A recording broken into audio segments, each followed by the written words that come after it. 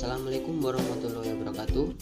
Perkenalkan, nama saya Ferdi Pramudana, kelas 11 tingkat 1. Saya bersekolah di SMKN 3 Jombang dan bersama rekan kerja kelompok saya juga Soleh Saputra dari kelas 11 TKJ 1 sekolah SMKN 3 Jombang.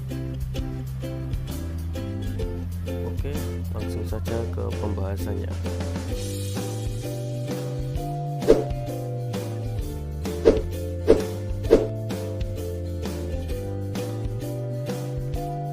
Pengertian jaringan nirkabel. Jaringan nirkabel merupakan suatu teknologi yang menggunakan dua piranti untuk bertukar data tanpa membutuhkan kabel untuk mentransmisikan data. Dengan begitu, kita tidak perlu repot-repot untuk banyak melakukan sebuah pengaturan kabel dan pengklipingan kabel.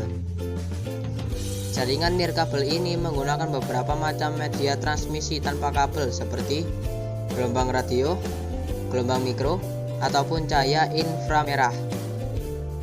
Jaringan nirkabel ini sering digunakan untuk jaringan komputer baik dalam jarak dekat beberapa meter menggunakan perangkat Bluetooth ataupun jarak jauh via satelit. Bidang ini terkait erat dengan bidang telekomunikasi, teknologi informasi, dan teknik komputer. Jenis jaringan yang populer dalam kategori jaringan nirkabel ini meliputi WLAN dan Wi-Fi. Jenis-jenis jaringan nirkabel.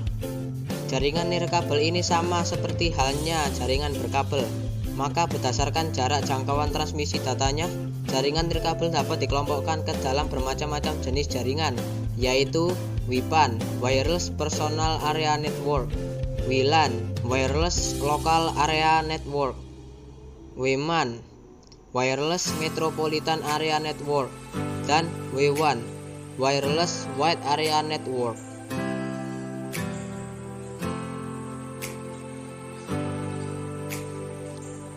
1. Wireless Personal Area Network (WPAN). Teknologi WPAN memungkinkan pemakai untuk membangun komunikasi nirkabel secara dadakan, mode ad hoc. Perangkat-perangkat seperti PDA, telepon seluler, atau laptop yang berada dalam ruang kegiatan si pemakai dapat dihubungkan secara nirkabel. Wilayah yang dijangkau oleh WPAN dapat mencapai 10 meter. WPAN yang saat ini terkenal adalah Bluetooth dan cahaya inframerah.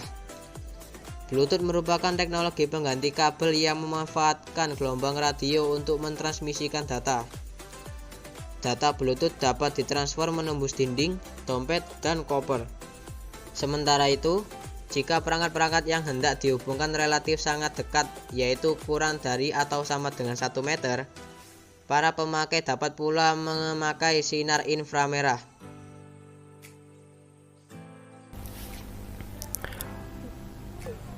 WLAN atau Wireless Local Area Network memungkinkan para pemakai untuk membangun koneksi di dalam lingkungannya sendiri, misalnya dalam satu gedung perusahaan atau di ruang publik seperti bandara.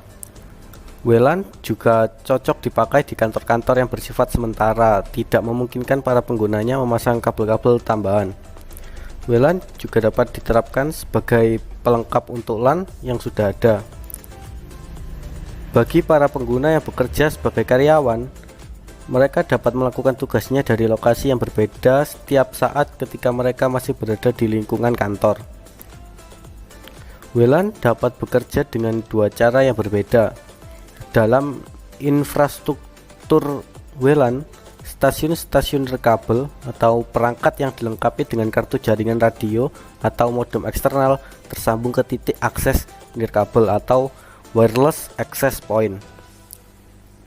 Titik-titik akses nirkabel itu berfungsi sebagai jembatan antara stasiun dan tulang punggung jaringan yang ada. Dalam WLAN peer-to-peer yang dibangun menurut keperluan, beberapa pengguna dalam suatu ruang terbatas seperti ruang konferensi dapat membentuk jaringan sementara tanpa menggunakan titik akses jika para pengguna tersebut tidak perlu akses ke sumber daya jaringan.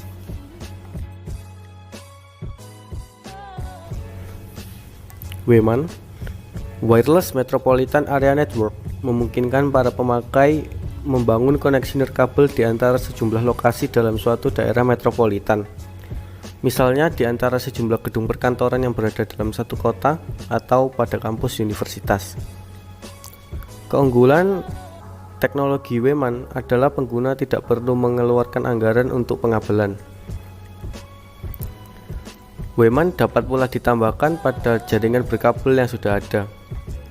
Dalam hal ini, WMAN dapat dipakai sebagai cadangan bila suatu saat jaringan berkabel mengalami gangguan. Untuk mentransmisikan data, WMAN dapat memakai gelombang radio ataupun cahaya inframerah. Saat ini, permintaan terhadap jaringan akses secara nirkabel pita lebar atau broadband semakin meningkat.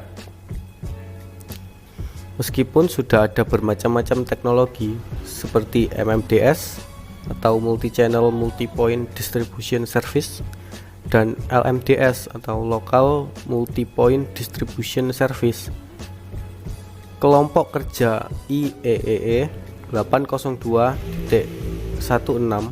untuk standar akses nirkabel broadband masih mengembangkan spesifikasi untuk menstandarisasi pengembangan teknologi ini.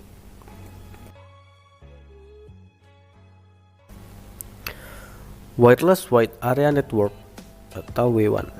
Teknologi WWAN memungkinkan para pemakai untuk membangun koneksi nirkabel terhadap jaringan pribadi atau jaringan publik jarak jauh. Koneksi tersebut dapat berlangsung di daerah yang sangat luas, seperti kota atau negara.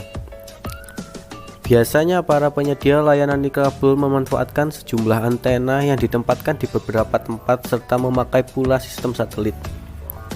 Penggunaan teknologi WWAN yang sudah diterapkan di Indonesia adalah sistem generasi kedua atau 2G. Sistem ini dipakai pada teknologi GSM atau Global System for Mobile Communication, CDPD atau Cellular Digital Packet Data, dan CDMA atau Code Division Multi Access. Namun, teknologi-teknologi ini ternyata memiliki kelemahan seperti keterbatasan jelajah atau roaming dan ketidakcocokan antara yang satu dengan yang lainnya. Pengembangan selanjutnya mengarah pada generasi ketiga atau 3G. Teknologi 3G menawarkan standar dan kemampuan jelajah untuk seantero jagat. Organisasi yang aktif menggalakkan pengembangan standar global untuk teknologi 3G adalah itu International Telecommunication Union, dan sekarang pengembangannya sudah mencapai jaringan 4G dan selanjutnya tidak lama lagi akan mengarah ke jaringan yang lebih baru, yaitu jaringan 5G.